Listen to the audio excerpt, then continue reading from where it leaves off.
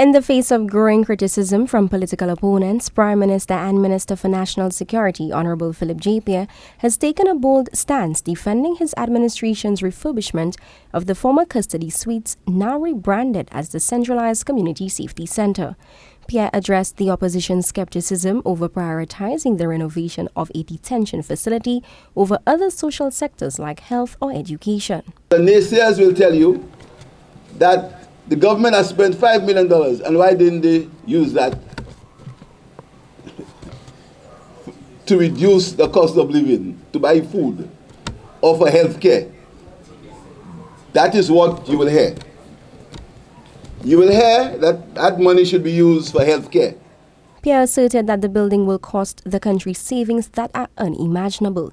Instead of asking why the SLP invested in the refurbishment, Pierre challenged, ask why it was ever demolished.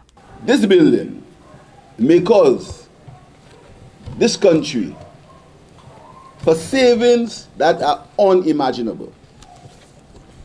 When I made the point that police officers had to be carrying suspects all over the country and release them because there was no place to put them, as usual, the prophets of gloom were on the loose. Misinformation, innuendo, instead of getting to the point that the custody suites on the 23rd of March, 5 years ago, was destroyed without the permission of anyone except one man. That's a fact. He further highlighted that the building now stands as an investment in humanity. But this building is an investment in humanity. I'll tell you why. Several times, people lose their tempers. And my dad always told me, any man who loses his temper is a fool. He says, when you get annoyed, swallow your spit, take a pause, and come back. This is why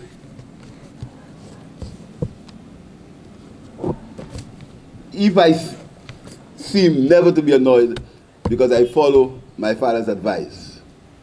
Take a pause, think, and then act. So I never act hastily, even though sometimes there's reason for me to act hastily, and there's reason for me to be annoyed. But the mistake that you can make is to take my quietness for weakness.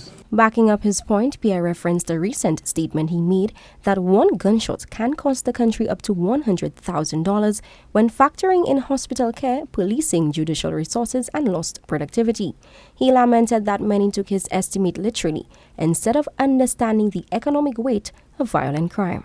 I said last week that it costs about $100,000 per gunshot. And as usual, the prophets of doom, they were on, saying that that needs investigation. You know, it's a pity how people always take things and for their own personal political reasons stretch it. All I was saying was the direct and the indirect costs will excess of $100,000. The direct and the indirect costs. So the cost of this building would save us millions of dollars in the long run. As the Centralized Community Safety Center opens its doors, the real measure of its value may not be in its bricks and mortar, but in the broader stability it helps secure. For Trace News Now, I am Kishana Smith.